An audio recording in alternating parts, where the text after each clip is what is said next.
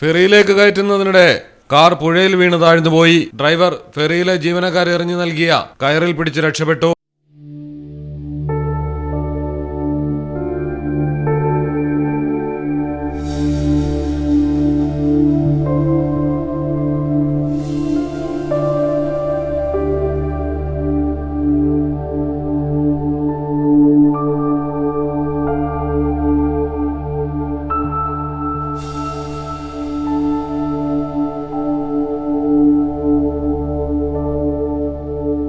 അസമിലാണ് അപകടം നടന്നത്. ലഖിംപൂർ ജില്ലയിലുള്ള ധുനാഗുരി ഫെറിഘട്ടിൽ മുജുലിയിലേക്കുള്ള യാത്രാമധ്യേ വാഹനം ഫെറിയിലേക്ക് കയറ്റാൻ ശ്രമിക്കുന്നതിനിടെയാണ് നിയന്ത്രണം വിട്ട് പുഴയിൽ വീണത്.